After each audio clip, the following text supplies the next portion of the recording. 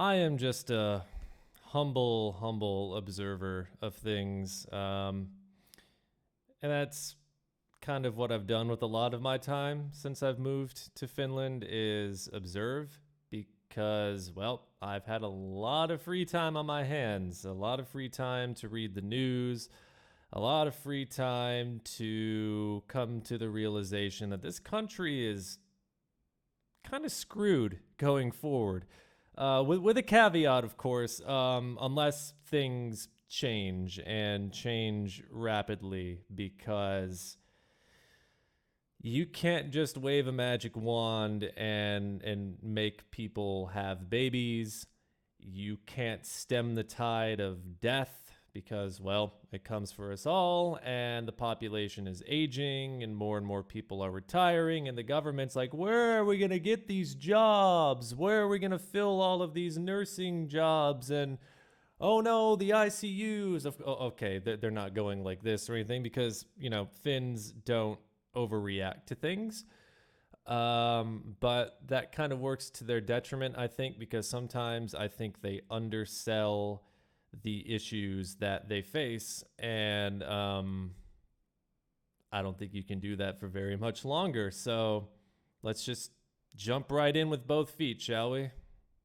So we can begin with the obvious for why Finland has got some pretty rough times ahead. The fertility rate. In 2019, it was 1.35 children per woman. And that wouldn't be such a big deal if the death rate were not also climbing. I think this was some news from last year. Finland recorded its highest mortality rate since the 1940s, registering the highest number of deaths since 1944, World War II. So you got a lot of people dying, and that number is increasing. And you've got fewer people having kids, and that number is decreasing. Do the math. Okay, so it's as simple as increasing work-based immigration, right? Get more foreigners to come over to Finland. And before I even get into any of that, before I get into any of the statistics or studies or anything like that, Finland is already in a pretty disadvantageous position when it comes to recruiting foreign talent because the language is extremely tough to even get a handle on, much less master. The winter is long and cold and extremely dark, and it hits you right here. And people are not so warm and receptive to not just foreigners in general, especially those of African descent. This study was done in 2021, and the link will be in the description so you can peruse this and any of the links I show you at your own leisure. Discrimination against foreign nurses in Finland. It is a good read. It is a sad read because if you read the news about Finland even poorly, you know that nurses in general are not very valued in this country. And when they want to strike, when they want to use their collective bargaining rights, the government steps in and says, no, you cannot mass resign, you cannot strike. We need you in those ICUs. We need you. We're not going to pay you.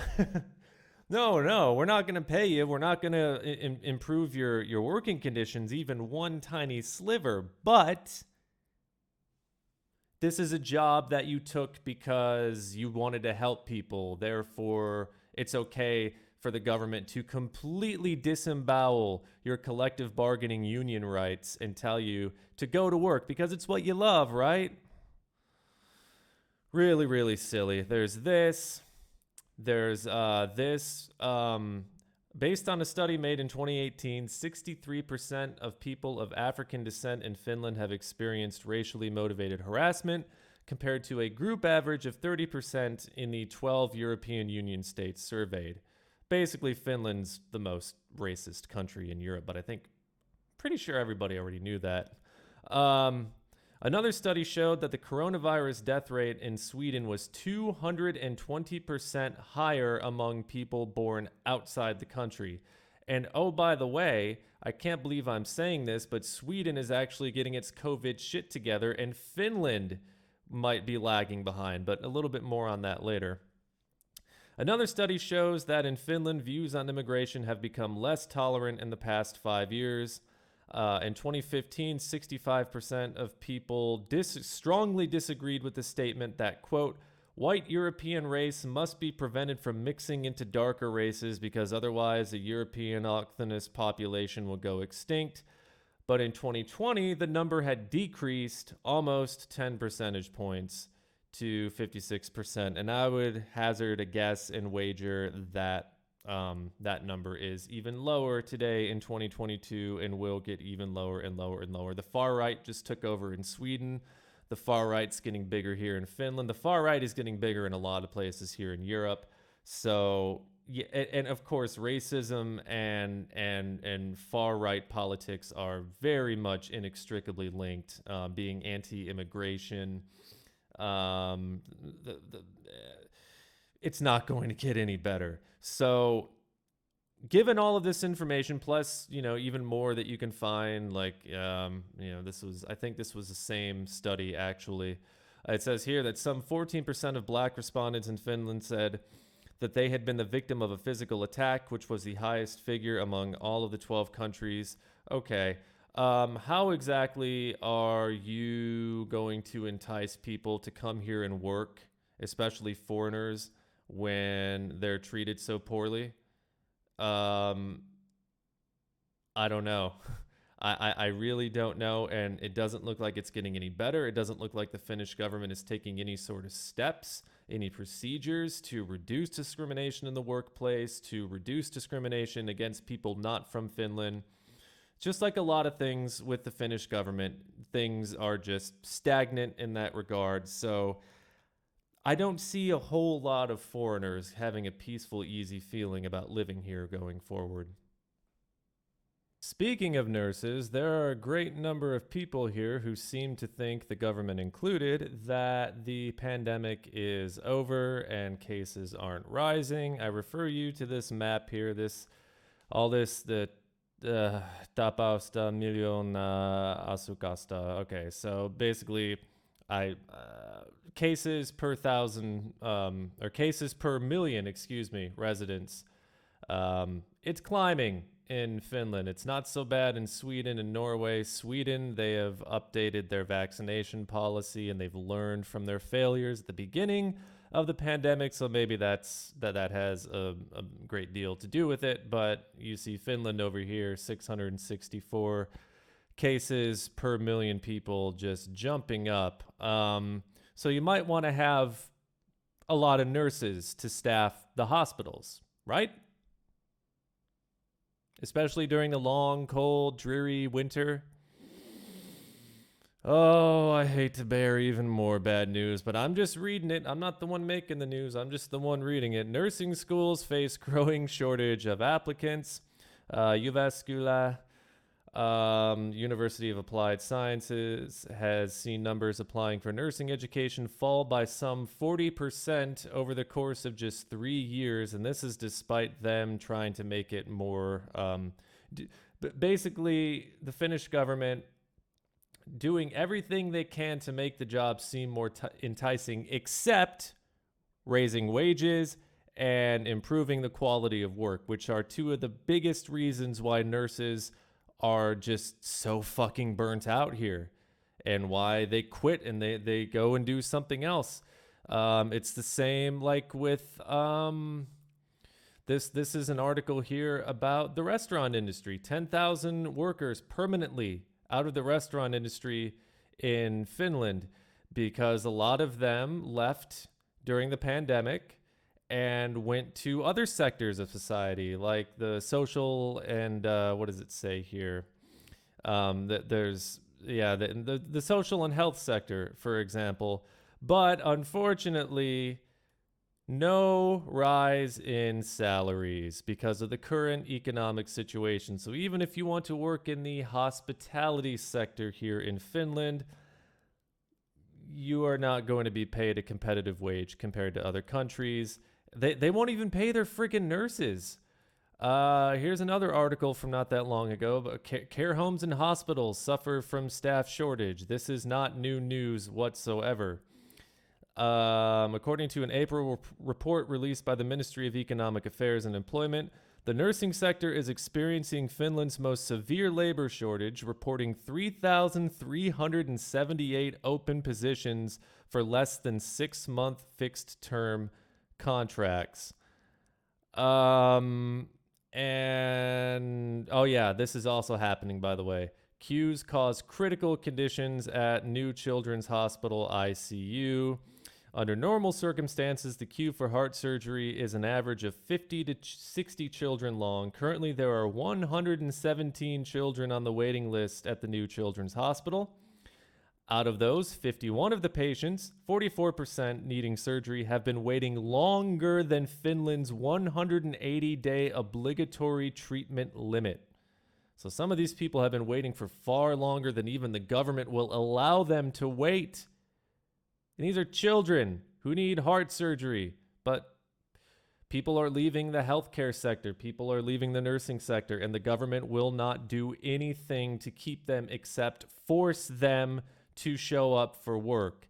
So if nurses want to mass resign because they've had enough, they're fed up, they're burned out, we'll just hold a vote and we'll make it impossible for you to mass resign. We'll make it impossible for you. I've already said this in a previous bit of this video, but it is so important to state this as many times as possible, because this is a country that acknowledges that they have a really, really big problem attracting nurses and other social healthcare workers, but they don't ever seem to want to do anything substantial. They don't raise wages. They don't improve working conditions. At the beginning of the pandemic, they were getting shitty, faulty PPE, personal protective equipment, and having to fight tooth and nail just to get it. And they get sick. They get sick a lot because they're there on the front lines. So if our nurses are getting really, really sick, why don't we vaccinate them? Well, nope. We can't give people 4th doses of the COVID vaccine because it might keep them out of work, because they might get a fever. Yeah, it says right here. For some, vaccines cause, for example, fever, which can increase sick leave. So you get your vaccine, you get a fever for a few days, maybe a week tops, and then you're back at work with the protection, especially the protection against long COVID, which is something that keeps people out of the workplace for a lot longer, instead of just the initial sick period. Like for me, when I got COVID, I was sick for a good solid 2 days, and then it was just fatigue, a lot of fatigue. And to this day, about 2 weeks later, or not 2 weeks, but about a week and some change later, the fatigue is still there. And what it seems to me that THL and the Finnish government is saying is that we're more concerned about the very short amount of time people will be out of work after getting the vaccine, if they even have a reaction in the first place, than long COVID symptoms and the amount of time that you'll be sick if you get COVID just naturally. This makes no fucking sense. This makes no fucking sense at all, at least to me. People are going to be out of work for a short time if, of course, they have a bad reaction to the vaccine for a short amount of time. Isn't that better than the weeks or months or indefinite amount of time that your working population could be out of work if they get COVID without the 4th booster, after having so much of their immunity wane after the 3rd booster, which seems to have been administered, how many months has it been now? This makes no fucking sense. This makes no fucking sense. So what's going to end up happening is, since the pandemic is very much back in full swing, maybe not as bad as previous iterations, but what's going to end up happening is a lot more people who are not nurses are going to get sick. A lot of them are going to, and they even acknowledge here in this article, the number of people needing intensive care due to corona has remained moderate, but is on the rise. It's on the rise, not last week, not next week. It's on the rise right now. And having fewer nurses long-term in your ICUs, in your hospitals to take care of these people as a result of not getting vaccinated, that is a much more pressing issue than them being out for a few days with a fucking fever. Even Sweden has gotten their COVID response right because they learned from their mistakes. They're offering the fourth jabs to people over there. Not here in Finland because it's, well, just get sick and see what happens, basically. It's like, I get the feeling that it's seen at this point, enough people have gotten COVID, and because it wasn't so severe, they don't mind getting it a second time or a third time. Oh, it's just kind of like the flu. Yeah, it's kind of like the flu on steroids. And oh, by the way, you're just kind of rolling the dice as to whether or not you're going to get long COVID symptoms, long-term brain fog, long-term fatigue, long-term cough, long-term breathlessness. They would rather gamble with that than just give the vaccines. But at least we're getting a multi-million euro border fence that will be 260 kilometers on a 1,300 kilometer border. Yay!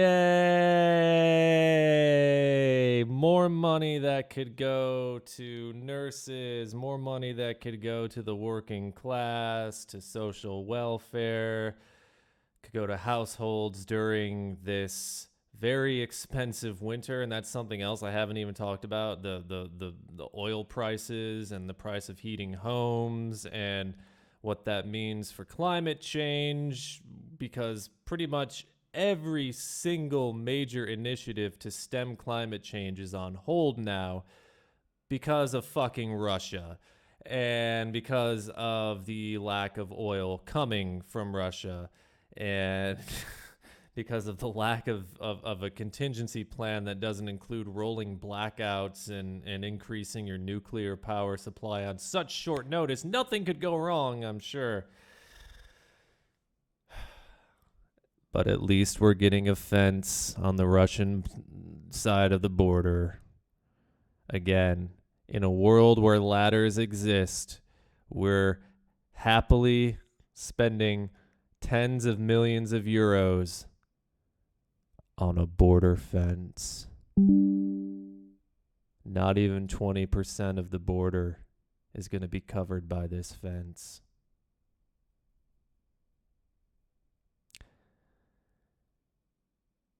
Happy winter.